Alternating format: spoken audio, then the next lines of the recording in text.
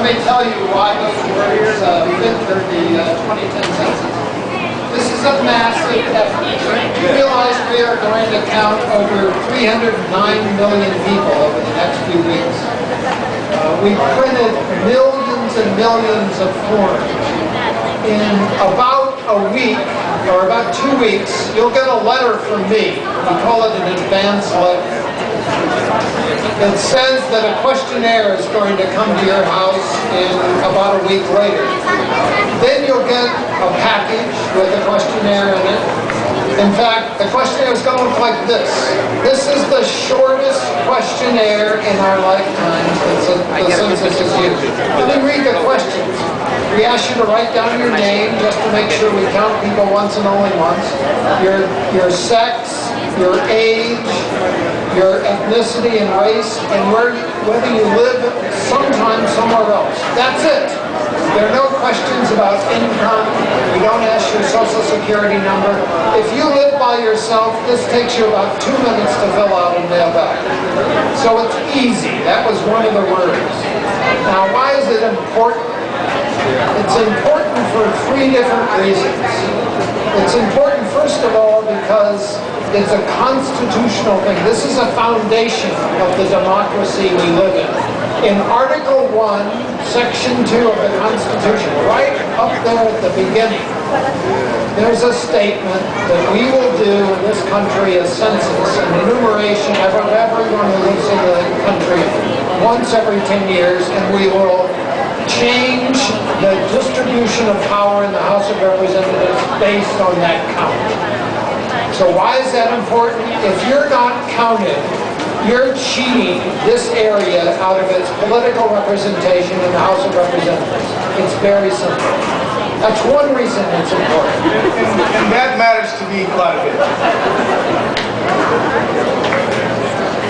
It's important for another reason.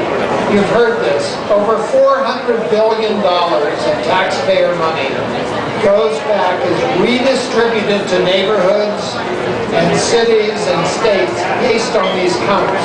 If you're not counted, you're cheating yourself of your fair share of that money. It's that simple. And then there's a third reason. So I'm a social scientist. I study societies. The third reason is my reason above all, and that is every 10 years we repaint a portrait of this country. We tell ourselves what we've become. And there will be articles in 2011 about how the country's a little different than we thought it was. And what does this mean about the future of this country? It begins a national discussion. So those are 3 reasons it's important. And the last reason is about safety. I overheard the discussion right at the beginning. This is something we can all be proud about living in this country. We have the strongest law of confidentiality of these data of any country I know. I've taken an oath that's a lifetime oath that if your data is somehow leaked out to another agency, I would go to prison for 5 years and have a $250,000 fine. Every one of my census colleagues have taken that oath. It's a strong law. If the president called me up tomorrow and asked to see your census form, I can tell him, no, you can't do that. And the courts would uphold it. This is a strong law that's been in place for several decades. It's been tested. It will protect your data. No law enforcement agency can get the answers to your census questionnaire. It's impossible. It can't happen, won't happen. So those are the 3 words. It's important, it's really easy to do, and it's a safe thing to do. Now there's some who may be in this audience who are worried about the size of the federal government and federal spending. Let me tell you one other thing. If you fill out this form and mail it back, you save us all some money. Because if you don't fill it out, eventually we will send out census takers to your home to gather the data face to face. That's okay, we're prepared to do it, but we spend a lot of money when we do this. For every 1% of the households that don't fill out the form, we will spend $85 million. So this is the one thing we can all do. There aren't very many things we can do to help the federal deficit.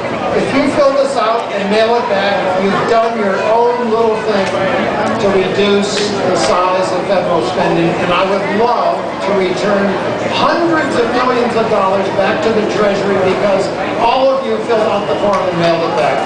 Thank you very much. Now, while they were downstairs, we were practicing something, and I think we should show this very important person and this other very important person. Now, this crowd hasn't been just messing around. Would you guys stand up for a minute?